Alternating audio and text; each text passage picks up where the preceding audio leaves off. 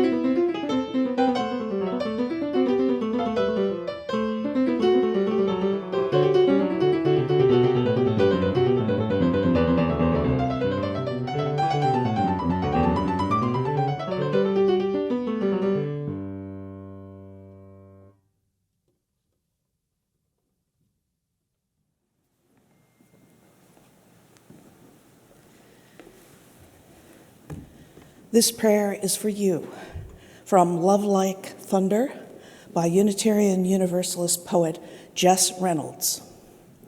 And this prayer is for everyone within reach of these words.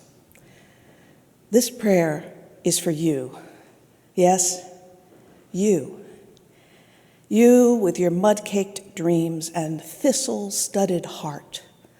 This Clearwater prayer is for you, that your path might wander by a stream to wash your feet in and a stretch of flat stone to let them dry.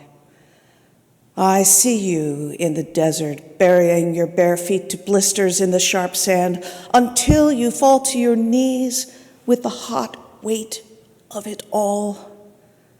This bright wind prayer is for you, darling,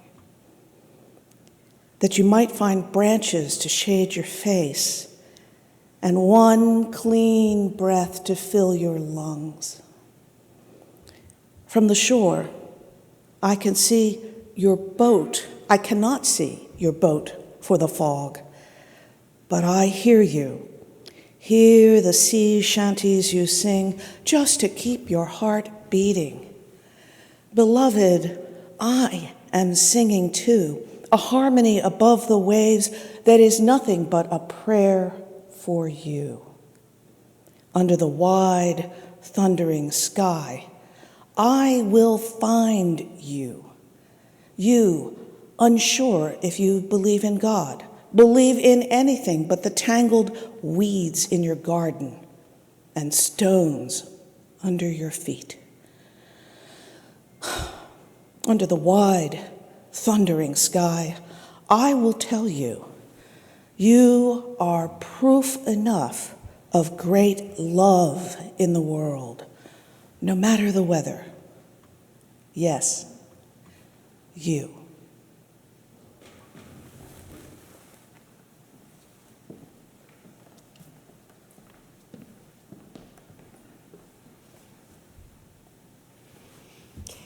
Each Sunday, we light the chalice of our religious heritage. We do this for our ancestors who taught us through their various religious traditions and by their actions for justice and hope.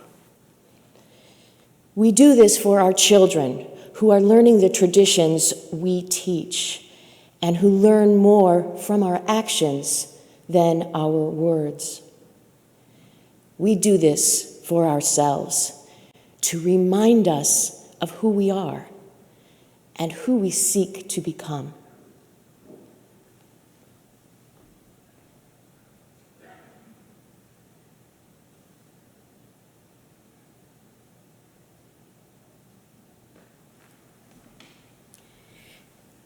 This flame symbolizes the light of truth, the warmth of community, and the fire of commitment.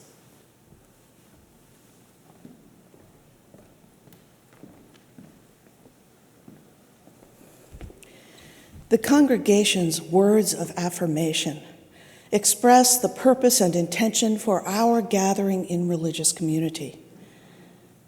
If you are in accord with the words that I hope will appear on the screen,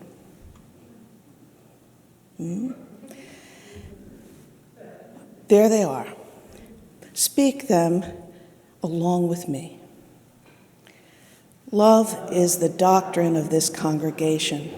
The quest of truth is its sacrament, and service is its prayer.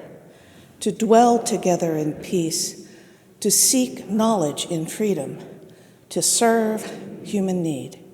This do we affirm and covenant with each other. To serve human need. Each Sunday, we take a special collection to support a group that helps others in our local community. During the holiday season, we're continuing our special collection to help support the North Shore Soup Kitchen and the AIDS Center of Queens County. Your donations provide needy families with meals during Thanksgiving and the December holidays. Whether you're here under this big roof or gathered online, donate by your smartphone or other device at PayPal on the giving section of the UU website, UUCSR.org.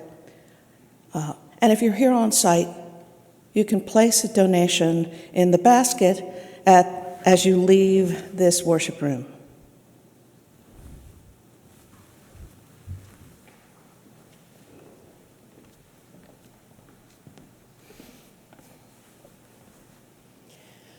Revelation is the rush of life through us as we, lovers of life, unite. If someone says that she or he knows pain, loneliness, loss, fear, and dismay, but does not know the feeling of being sustained by a love that is wider, deeper, and infinitely vaster than those sorrows, hear those words as a commission. Hear a commission to love, to create community, and to heal. One at a time in personal relationships. 10 at a time in small circles. Hundreds at a time in our congregation. Hundreds of thousands at a time in our religious movement. Millions at a time as we take our commission deeper and deeper into humanity's heart to be justice-loving people who will transform the world.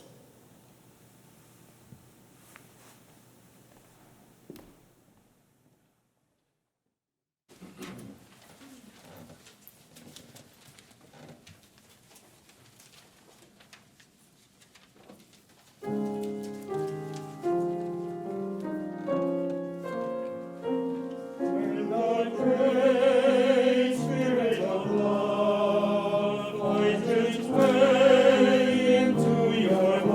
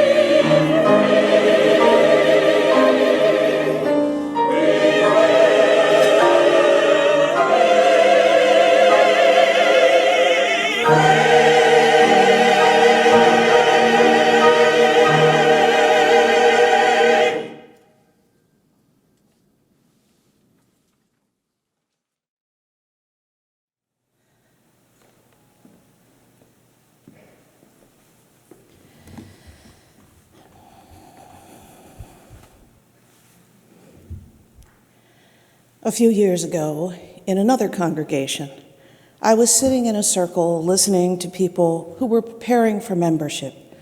They were answering the question, what brought you to a Unitarian Universalist congregation?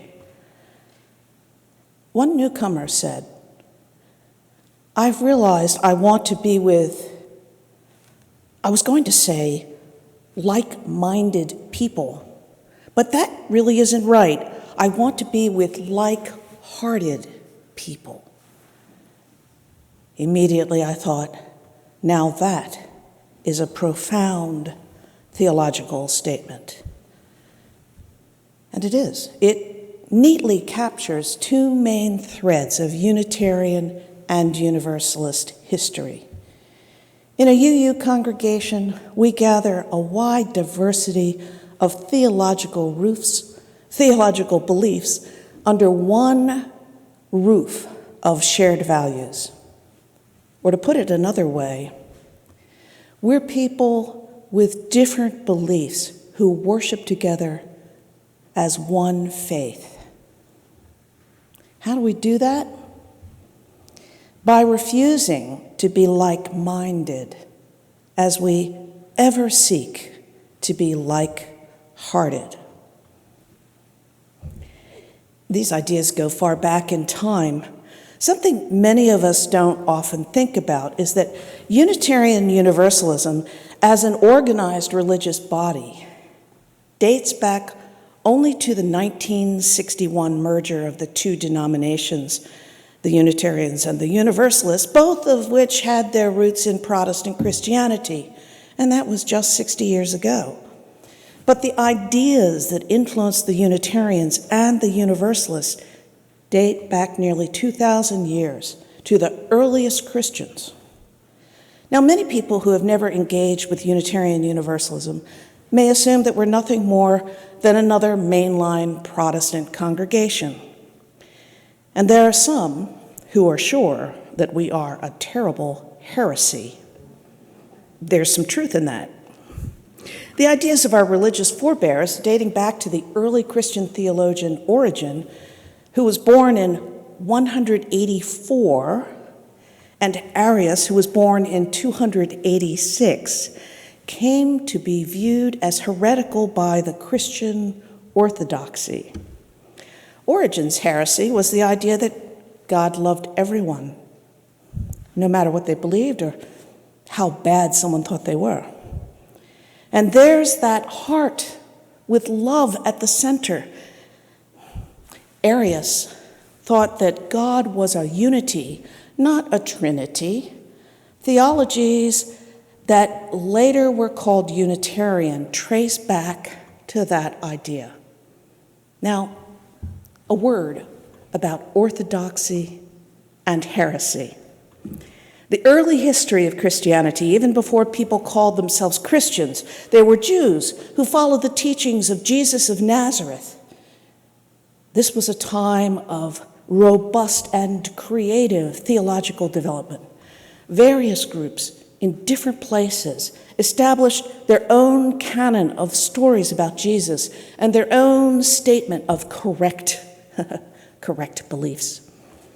The earliest we know of is the 2nd century Apostles' Creed. And now here's something else about orthodoxy. A creed tells people in a group what they are supposed to believe. People belong if they assert the creed as their belief. Someone who disagrees with the creed, who argues about it, is a heretic. As these heretics offer up ideas that differ from the creed, it becomes important for groups to be a little bit more emphatic about what is and is not orthodox. At one point, I became really interested in this phenomenon. I noticed that the 2nd century Apostles' Creed has 110 words in English. The 4th century Nicene Creed, which represents agreement by representatives of a multiplicity of Christian groups in the 4th century, has 223 words. So more than double. And the 6th century Athanasian Creed, whose writers apparently hoped to answer every possible heretical idea with a clear statement of orthodoxy, has 656 words. Yes, I am a bit of a geek. We Unitarian Universalists don't have a creed. We have a covenant. A covenant isn't what people must believe to belong here. It's an expression of shared values, a commitment to one another about how we hope to behave, how we aspire to behave. Just a few minutes ago, we said the words of affirmation, words of covenant. And in case you're wondering, it's 42 words. There's an even simpler expression of what we Unitarian Universalists intend, what we value. We want to be good and do good. That's 8 words. How did we emerge from centuries of orthodoxy to forge a religious community that welcomes people from a wide array of faith traditions? Here, under our big roof, we are Christian and Jewish, including some Trinitarian Christians. Here we are Buddhist and Hindu. We are theists and atheists and agnostics, religious humanists, secular humanists, earth-centered tradition followers, Shinto. The doors are open wide. We are Muslim. We are individual in our theologies. People bring into Unitarian Universalism the bits of their religious upbringing or theological musings that they wish to carry with them. And as long as they reflect in their behavior and commitment shared values, then they belong here.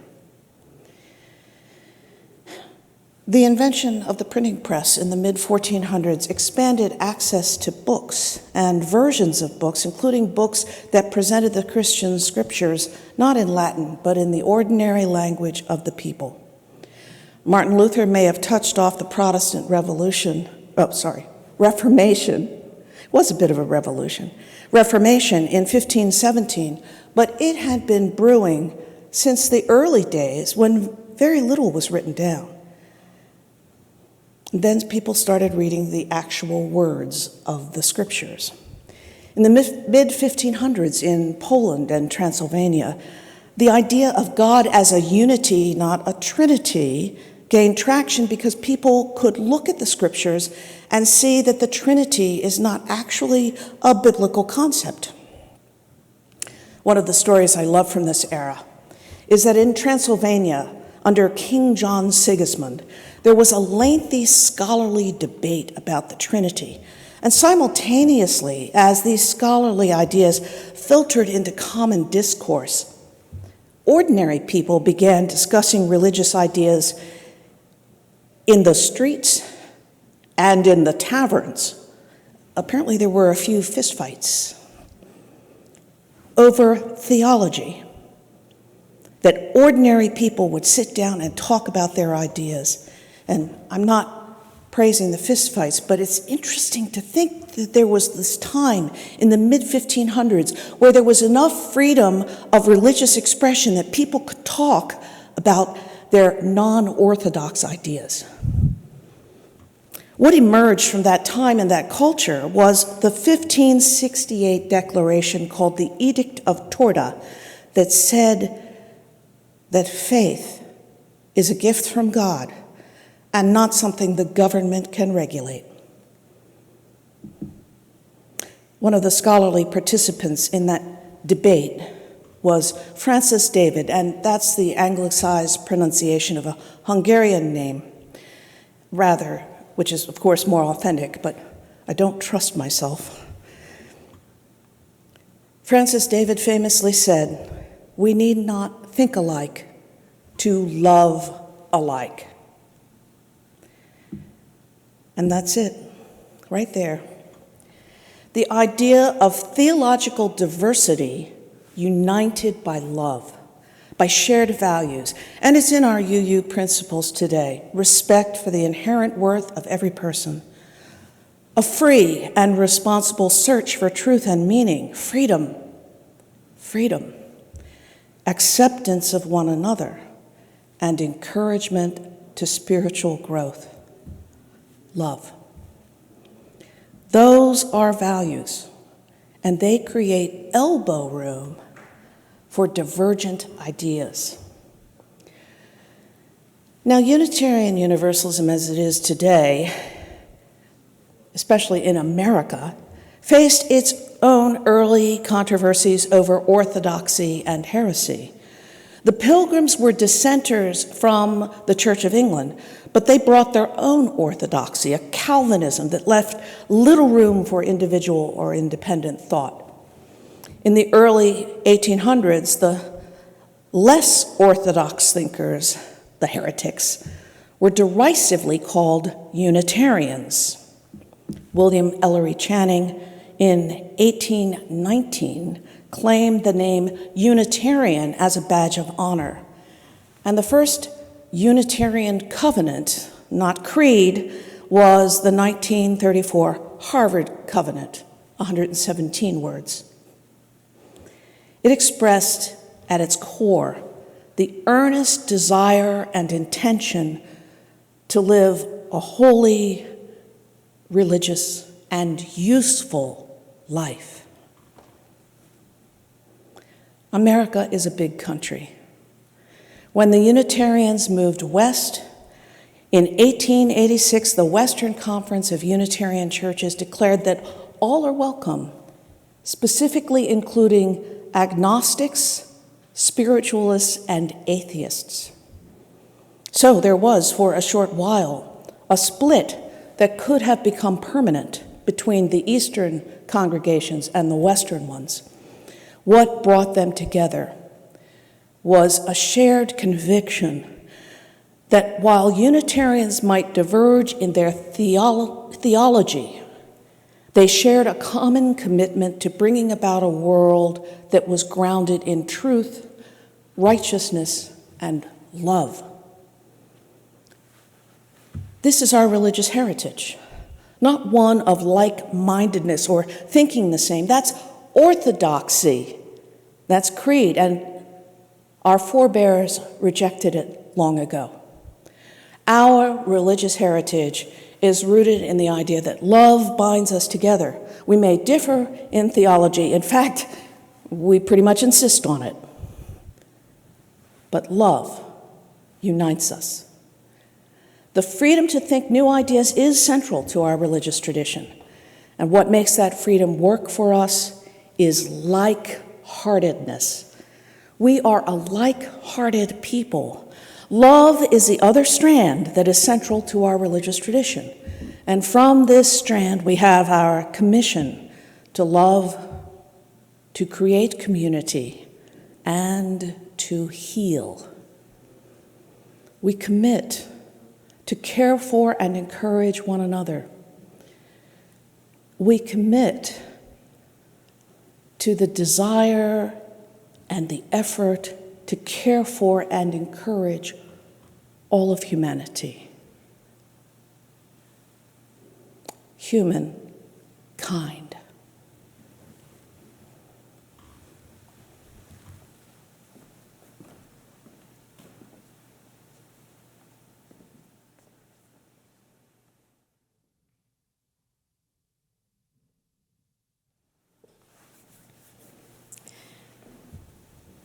For those who came before us, we offer gratitude and thanks.